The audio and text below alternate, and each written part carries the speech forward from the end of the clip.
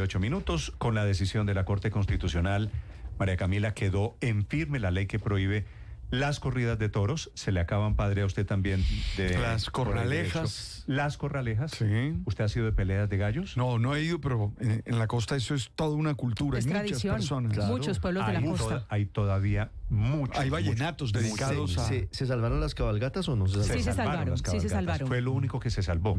Bueno, porque en una cabalgata la verdad es que no hay maltrato. Depende, caballo. ¿no? Salvo Depende. el estrés al que dicen los animalistas, al que Eso se me somete jodas, el que animal, estrés de pero un no está Pues el hay maltrato que- como por sí, ejemplo Hay al que gallo contratar o al toro. Hay que contratar Néstor, han entonces muerto algunos caballos en esas cabalgatas. un masaje antiestrés al caballo que va a la cabalgata, entonces. No, y si se les gente estresa mucho. borracha encima de los caballos y los maltratan. Sí, sí, hay los maltrato maltratan. en las Sí, hay cabalgatas. maltrato, sí hay. ¿Hay maltrato en las cabalgatas, Víctor? Sí, yo creo que sí, en algunas, no en todas, pero sí, cuando se exceden y, por ejemplo, cabalgatas en municipios o en ciudades que tienen altas temperaturas, los caballitos terminan muy fatigados. Ok. Y yo he visto Bueno, maltrato en cabalgatas. La Corte Constitucional discrepó de usted porque salvó las cabalgatas. De lo demás, toros, corralejas y peleas de gallos, todo se acaba en Hay Colombia. vallenatos dedicados a los gallos. Me acuerdo de uno que se llama El Cordobés, cantado por Diomedes Díaz, y donde se dicen cosas bellas, se habla de la gallardía del gallo fino. Y eso no hay un racatapun chin chin, el gallo sube.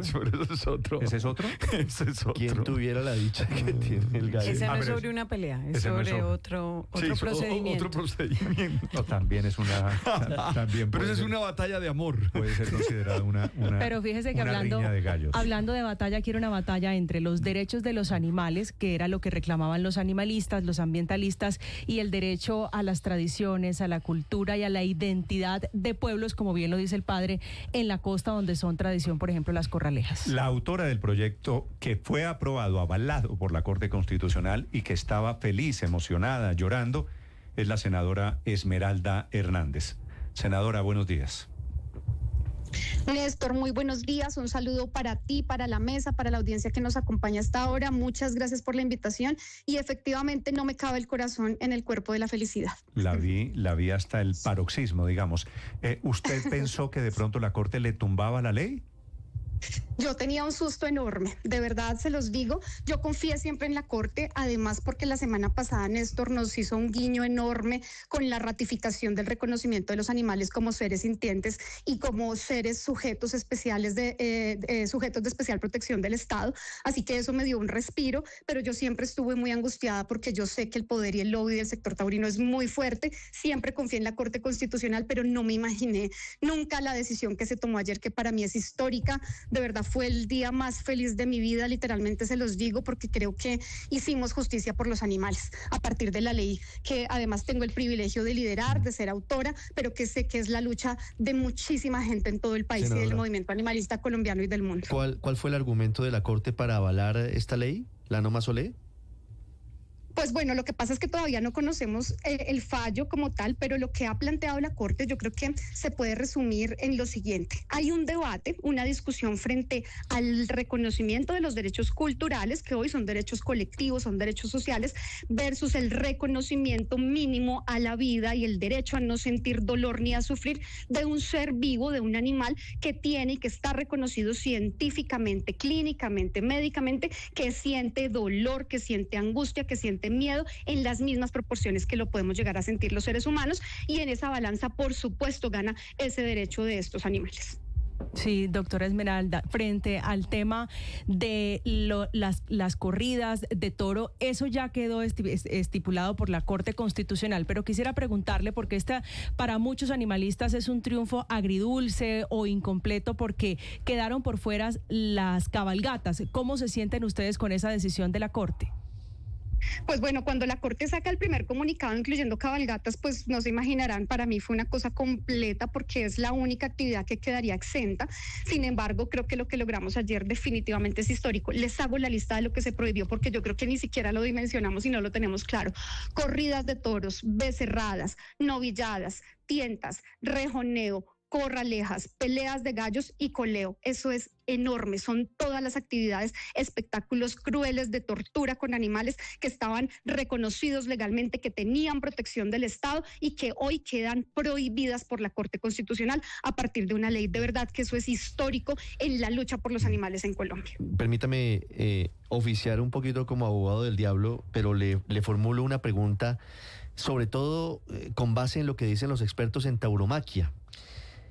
El toro de Lidia existe en virtud de las corridas de toros. Si no hay corridas de toros, se va a extinguir el toro de Lidia. ¿No termina siendo esto un contrasentido, extinguir el toro de Lidia con el argumento de protegerlo? No, mira, lo que pasa es que ha habido un falso dilema, además, que tiene una tendencia a engañar a la ciudadanía en este debate, y es que el toro de Lidia no es una especie, el toro de Lidia es una raza, la especie es el toro, y el toro, pues claramente y por obvias razones, además porque hace parte de una industria masiva de explotación en todo el planeta, pues está muy lejos de extinguirse. Yo creo que primero nos extinguimos nosotros y se acaba el planeta antes de que se acabe el toro. El toro de Lidia ha sido el resultado de una manipulación y modificación genética liderada, por supuesto, por la mano del hombre para crear una raza que es la que es utilizada simplemente para sacrificarla y torturarla en la arena. Pero esto no significa que vaya a extinguirse la especie y que además en el escenario en el que se extinguiera el toro de Lidia, que eso es absolutamente improbable, es decir, en el que se desapareciera la raza, no tendría absolutamente ninguna afectación en términos ecosistémicos, en términos de preservación de la especie, en términos, digamos, de equilibrio de las especies aledañas o cercanas, digamos, a este animal. Entonces, la preocupación científica no está, digamos, no existe. Doctor Hernández, así como los circos, hay espectáculos, entre comillas, donde llevan de pueblo en pueblo corridas de toros, pero no sacrifican el toro, no lo matan, pues simplemente pues se hace el espectáculo y demás, pero no muere el toro. ¿Qué pasa con este tipo de actividades? ¿También quedan prohibidas? Sí, señor, también quedan prohibidas. De hecho, en el transcurso del debate de la ley se abrió la posibilidad. Yo nunca fui de esa postura porque yo creo firmemente en la abolición de los espectáculos que utilicen animales, independientemente de que los torturen con herramientas o no, porque la tortura empieza desde el momento en que el animal es extraído, digamos, de su entorno natural, y eso está muy bien documentado científicamente también. Entonces, digamos que se abre la posibilidad, pero los taurinos, el mismo sector taurino se opuso de manera radical, y yo siempre pongo este ejemplo porque es que ellos lo dijeron textualmente y públicamente. Para ellos, una corrida de toros sin torturar al animal, sin clavarle las varas, las banderillas y la espada, que hoy por el reglamento mide 88 centímetros, no tenía ningún sentido. Ellos decían textualmente que era como jugar literalmente un partido de fútbol sin balón. Así que así no lo quisiéramos, automáticamente se van a acabar estas prácticas, y por supuesto que están cobijadas en la prohibición. ¿Usted sería partidaria de que se acabaran las cabalgatas también? Pues Néstor, mira, yo desde la postura y desde mi formación y desde la convicción firme que tengo en la defensa de los derechos de los animales, te lo digo, yo sé que es polémico, pero yo sí estoy en contra de todo el uso de animales en espectáculos públicos. Yo creo que nosotros tenemos particularmente en Colombia una riqueza, una diversidad artística, cultural, una enorme creatividad en todas nuestras regiones. Tenemos tantas cosas, unos festivales, unas ferias maravillosas que nos dicen que no necesitamos utilizar animales. Entonces yo estoy en desacuerdo con las cabalgatas para responderte tu pregunta. ¿Y qué hacemos con los caballos del ejército, de la policía, por ejemplo? Mira, lo estamos trabajando. Yo creo que nosotros hemos venido dando pasos. Durante este periodo de gobierno se han aprobado una cantidad de leyes, por ejemplo, que prohíbe el uso de animales en protestas públicas, digamos, utilizados por la fuerza pública. Hemos venido trabajando, salió una ley de regulación, que aunque yo creo que debió ser de prohibición, de regulación del uso de animales en escenarios de vigilancia, por ejemplo, y se ha venido avanzando en cada uno de los pasos. Entonces, cada debate tiene un escenario particular. Hoy las cabalgatas quedan exceptuadas de la prohibición, lo que significa que se pueden seguir haciendo en todo el país. ¿Usted es partidaria también de que se acaben los perros antinarcóticos de la policía? Lo que pasa es que esa es una discusión. Miren, yo creo que los animales no tienen por qué ser utilizados y sometidos por el hombre. Yo creo que hoy tenemos la posibilidad de avanzar en desarrollo tecnológico, en desarrollo científico, en desarrollo de otras herramientas que hagan que nosotros no tengamos por qué sacrificar un animal que no ha tomado la decisión para este tipo de escenarios. Con base en ese argumento, entonces, tendría que promover una ley para que se prohibieran las mascotas. ¿Por qué? Porque están sometidas por porque el están hombre. sometidas por el hombre. No, miren, ahí hay una discusión que yo también se las puedo dar claramente, y es que aquí nosotros tenemos como seres humanos una responsabilidad histórica. Los animales que hoy conocemos como animales compañeros, como perros y gatos, son el resultado de la domesticación del ser humano durante todos los millones de años de evolución del ser humano. ¿Qué significa eso? Que estos animales hoy, por supuesto, han perdido toda capacidad de supervivencia de manera autónoma, es decir, dependen de nosotros para poder vivir, para poder comer, para poder hacer sus necesidades, para poder, digamos, tener un mínimo de supervivencia. Lo que significa eso, entonces, si ustedes ven, por ejemplo, las estadísticas del país, hay una cosa que es terrible, que nos dice solamente en 3 ciudades principales: Bogotá, Medellín, Barranquilla. No, pero 3 me está millones diciendo, de animales doctora, callejeros. Doctora Esmeralda, me está diciendo, ¿no es mejor tener un animal en la casa, cuidarlo, darle afecto, darle comida? Por supuesto, claro que sí, es lo que estoy diciendo. De la responsabilidad histórica que tenemos, nosotros tenemos que acoger a esos animales que ya no tienen la capacidad, ni el hábitat, ni el contexto, porque en una ciudad, por ejemplo, como Bogotá, por poner algún ejemplo, pues no pueden sobrevivir solos. Entonces, por supuesto Pero que eso por no eso es la nosotros prueba promovemos... de que no es mala la dominación del hombre. No, pues por supuesto que es mala. Es decir, para mí sí, es completamente mala. Ahora, hay un hecho fáctico, yo en estamos mi en un casa momento mando, y en un punto yo en de mi la casa humanidad mando en el que... y domino a mis perros, que son muchos para su información. Yo creo, Néstor, que tú estás equivocado. En la casa los animales lo dominan a uno. Eso estoy completamente segura. Yo estoy segura que si te pregunto si tu animal moldea tus comportamientos, tus rutinas, la relación que se mantiene en la familia con los animales, está clarísimo. El que lleva la comida a la casa soy yo, no es... Eso es otra cosa. Eso es otra cosa, pero no es que tú lo domines. Eso es completamente distinto, Néstor. No es lo mismo. Déjame contarte. Y cuando quiero que se paren dos paticas, se para en 2 patas.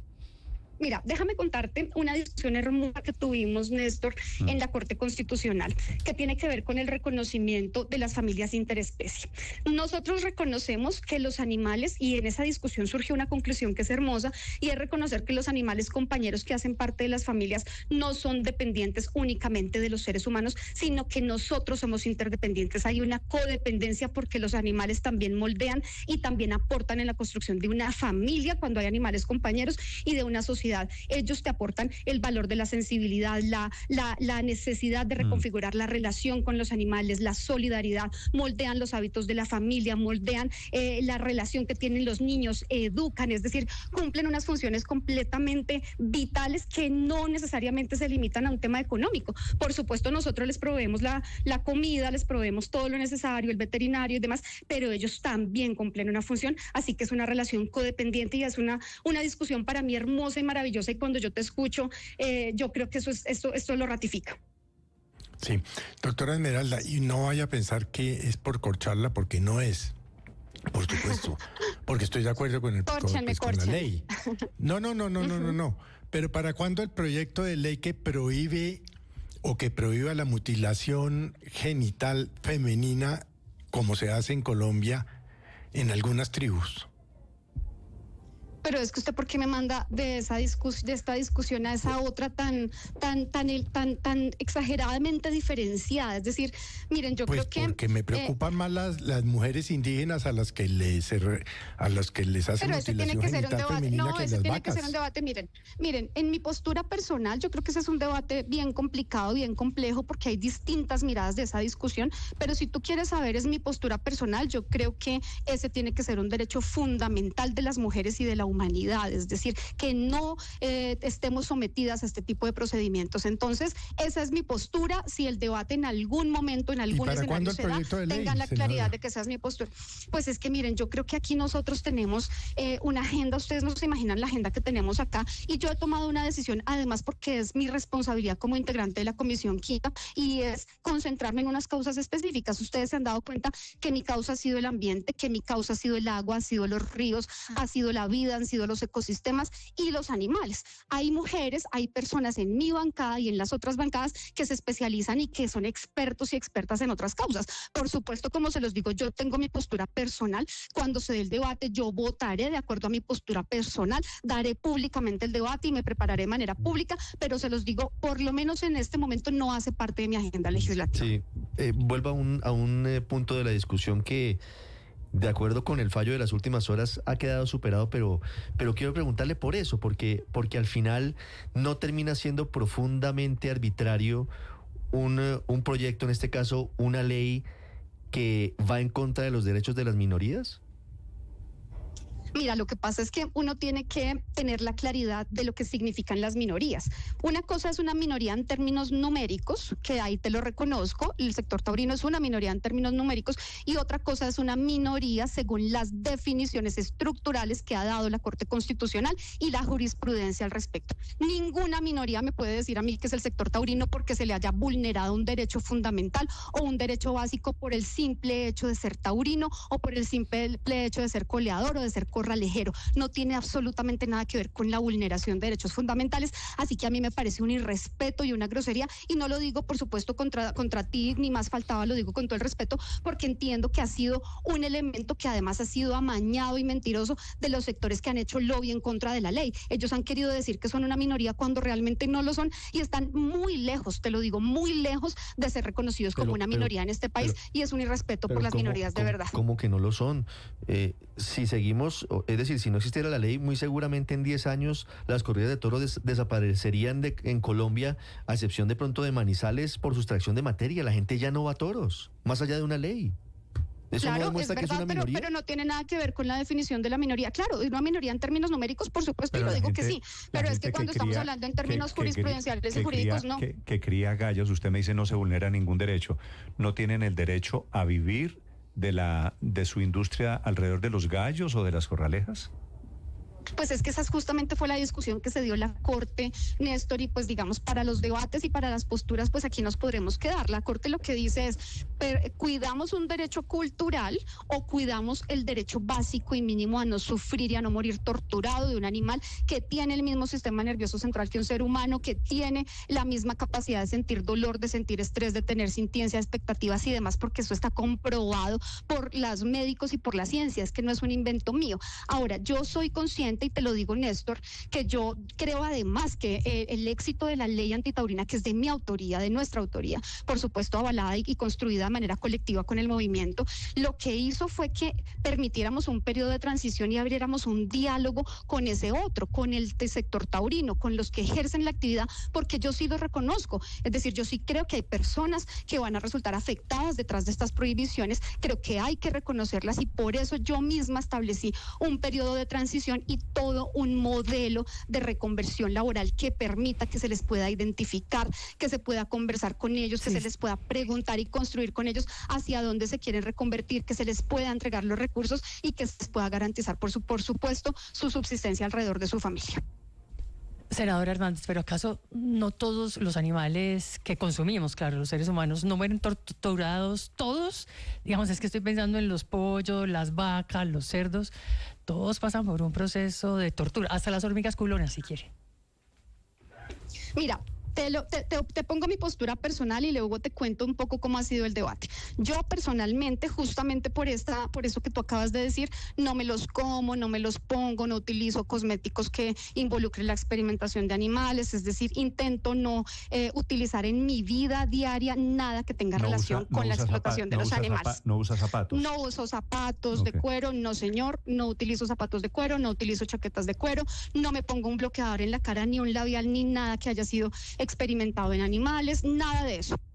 Pero creo que vale la pena hacer una distinción. La diferencia entre, por ejemplo, un escenario hipotético que yo creo que es imposible en este planeta, que sea que no se puedan consumir carne de res, carne de cerdo, pollo y demás, con una práctica como esta tiene que ver con que, digamos que la alimentación hace parte de una cultura, digamos, y de la soberanía de seguridad alimentaria de las poblaciones, es decir, la gente tiene como parte, digamos, de su plato la carne, digamos, y la proteína de origen animal, pero la diferencia enorme es que en estos espectáculos no se tiene esa necesidad, sino que lo que sucede es que el dolor, la tortura y el sufrimiento se convierten en un espectáculo público para simplemente el disfrute del ser humano, el egoísmo, el antropocentrismo, es decir, es que es una cosa de la humillación del planeta, es decir, de los animales, del planeta representado en un animal, es una cosa completamente diferente. ¿Usted ha oído el ruido de un cerdo cuando lo matan? Pues Néstor, yo estoy muy bien documentada y conozco el sufrimiento de los animales. Y a esos cerdos los matan para el disfrute del ser humano. Es terrible.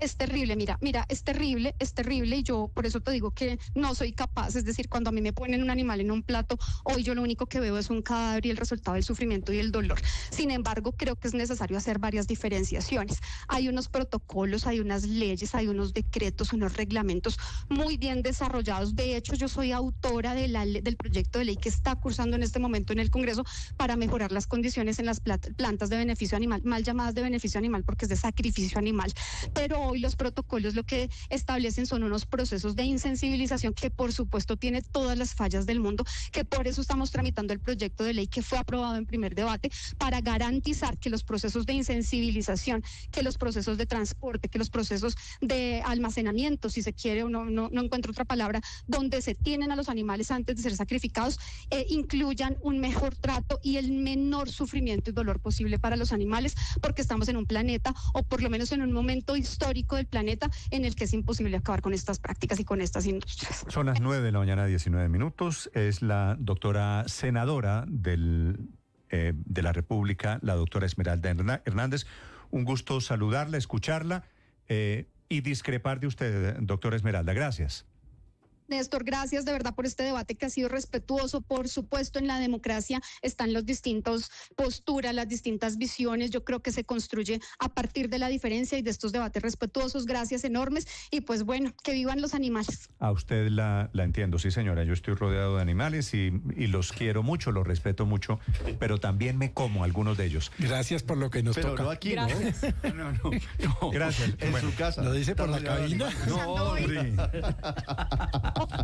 Néstor y compañeros, ojalá cuando estén almorzando hoy se acuerden de mi frase y ojalá se coman la carnita con un poquito más de remordimiento y por lo menos un día a la semana no se los coman. No existe la menor posibilidad, doctora. Sí.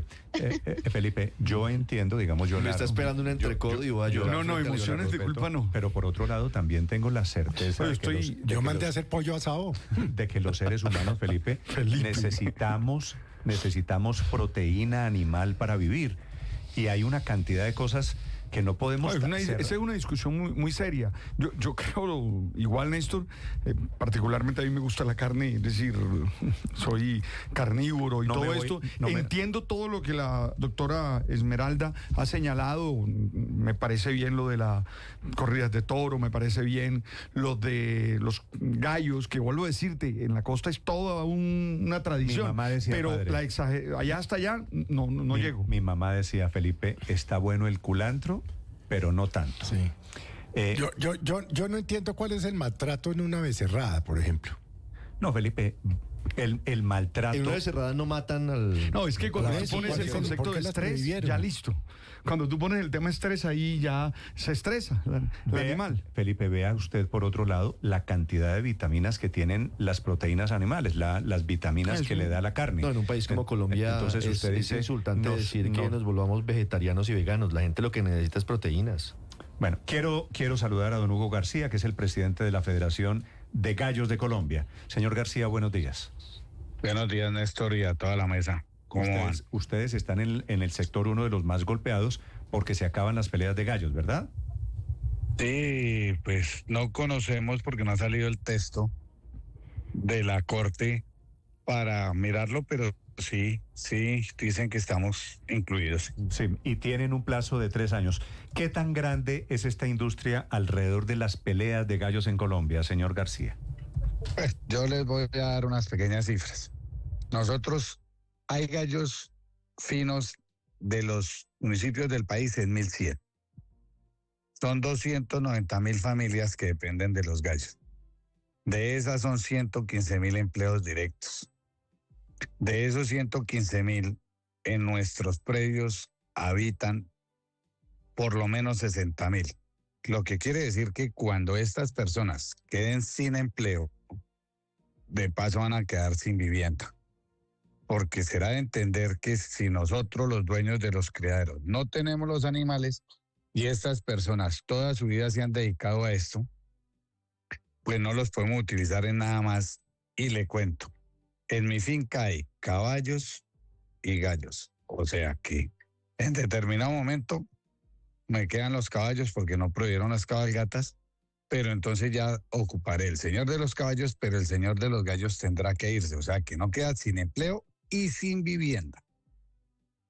Ahora, escuchaba yo a la senadora Hernández en su intervención, donde ella decía que había hecho una transición. Yo le tengo una sola pregunta, lástima que ya no está al aire.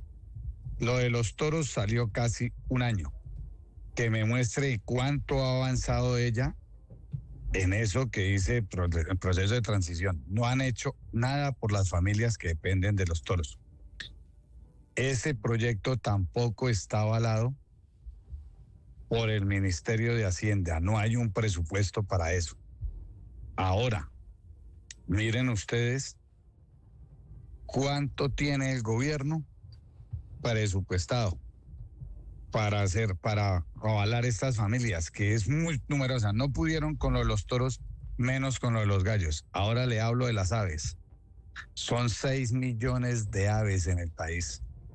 Yo quiero ver a dónde las van a llevar, porque estamos hablando de un proyecto. ¿6 millones de gallos de pelea hay en Colombia? Sí, señor, sí, señor. Imagínese usted. Gallos de pelea. ¿Cuántas familias viven de Pero que le quiero hacer una pregunta ahí precisamente. Paola, perdóneme un segundo, Paola. ¿Cuántas familias viven de la pelea de gallos? 290.000, entre directos e indirectos los empleos. Directos son 115.000.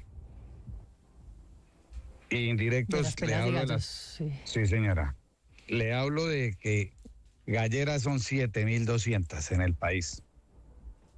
Que se conocen fuera de los que tienen a nivel rural, que no hay municipios donde nosotros no tenemos llegada. Entonces estamos hablando más o menos de 290.000, multiplíquela por 3, no más, que viven de esto, porque tienen sus hijos, tienen todo. Esto va a ser un problema en el cual ni la Corte ni la senadora, y yo he tenido 1000 controversias con ella donde le digo, venga, yo estoy de acuerdo en que usted defienda el maltrato de los animales, pero ¿a dónde quedaron los derechos constitucionales al trabajo y a la libre expresión cultural? ¿A dónde quedó el derecho en un país donde no tenemos casi oportunidades para subsistir? De toda esta gente que su grado cultural o su grado de estudio, de capacitación, en la mayoría siendo exagerados, no tienen el bachillerato. Cuénteme cómo lo van a hacer para ingresarlos al mercado laboral. ¿De qué van a vivir? Claro, pero le quiero preguntar a usted, por ejemplo, ¿cuántos años vive un gallo que está hecho para ser de pelea y cuánto alimento se le da a ese gallo para que viva como un rey, sea fuerte, me imagino, en una pelea, versus la alimentación de un gallo normal, por ejemplo, y el tiempo o la expectativa de vida de un gallo normal? Bueno, yo le comento, esto es relativo. Un gallo puede vivir entre 10 y 12 años, ¿ya? Yo tengo animales de 10 años en mi criadero. Pero, ¿qué se consume un gallo diario? Un gallo diario consume 100 gramitos de maíz. Esos 6 millones se consumen 3 kilos mensuales. Eso multiplicado por 6 millones le da 18.000. Señor García. Toneladas de maíz. O sea que, ahora mi pregunta, ¿qué van a hacer? Porque el único animal que consume maíz, porque el resto consume concentrado, ¿qué van a hacer los agricultores de nuestro país? Que hay un efecto para sustituir? ¿A quién le van a vender esos? Señor García, déjeme hacerle una pregunta final. Si no es para pelea, ¿para qué sirve un gallo? Es decir, obviamente fuera de la reproducción un gallo de pelea. No, es que el gallo, por su instinto, toca sostenerlos individuales, porque eso es un instinto de territorialidad. No los puede usted tener juntos. Pero la pregunta, señor García, es que no me la entendió. ¿Para qué más podría servir? Si ya no va a haber peleas de gallos, ¿para qué tener gallos de pelea? Para nada, absolutamente para nada. O sea, estamos ante la inminencia de que esto significa la muerte. La especie. Ok, el fin de la especie de los gallos de pelea. Que es un poquito Néstor, lo que le planteaba a la senadora Hernández frente a los toros de Lidia. Ella nos dice que es una mutación genética, pero la verdad es que no son una mutación genética. Pero ese es un paso final. Llevan 10 siglos, llevan 1000 años y si no son para la lidia, pues se van a extinguir. Claro, pero antes de eso, señor García, quisiera preguntarle sobre los gallos que ustedes tienen en este momento. Hay un tiempo de transición que son 3 años para que empiece esto en vigencia, pero llegado ese tiempo, ¿qué van a hacer con esos gallos? Si no sirven sino para peleas, ¿los van a sacrificar? No, es que esa pregunta, perdone con todo respeto, tenía que tenerla, la solución era la senadora Esmeralda Hernández. Nosotros, como queremos nuestros animales, independiente, yo pienso que somos más animalistas nosotros que ellos. ¿Por qué? Porque nuestros gallos finos, yo les hago una pregunta y dígame, ¿cuándo usted ha visto un gallo fino botado a la orilla de una carretera que no tiene que comer? Ahora le pregunto, ¿cuándo usted ha visto un gallo fino encerrado en un sitio sin quien lo vea? Le comento que los gallos finos tienen las 24 horas cuidado. ¿Cuántos gallos tiene usted, don Hugo?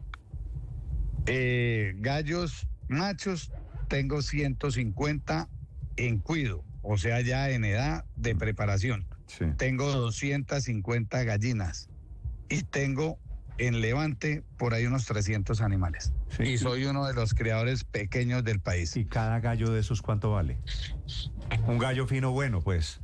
Pues eso es relativo. Hay gente que los valora en 5, en 3 millones, en 2 millones. Yo el valor no, porque no comercio con gallos, el valor mío es que es mi pasión, es mi tradición de generación en generación.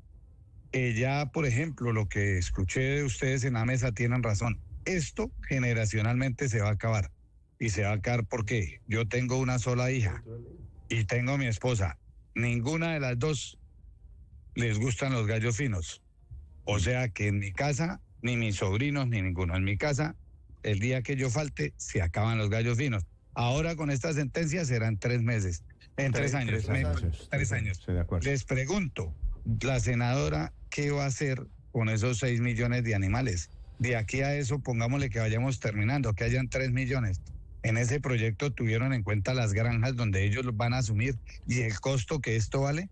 Le voy a contar que se van para los 6 millones más o menos 3.7 billones de pesos para sostener a los animales entre empleo y comida. Vale. Señor García, gracias por acompañarnos, gracias por estos minutos. Bueno, gracias a usted, Néstor. De la Federación Ojalá Nacional de Gallos de Colombia. De la Federación de Gallos. Y ojalá, hago una anotación, ojalá que la Corte también mire el derecho al trabajo, la libre expresión y lo que le va a causar al país esto en la parte económica. Se me olvidó mencionarles, ¿cuánto cree que gastamos nosotros en pasajes aéreos? Le hago una pregunta final. ¿Esos gallos que usted tiene allá sirven para un sancocho?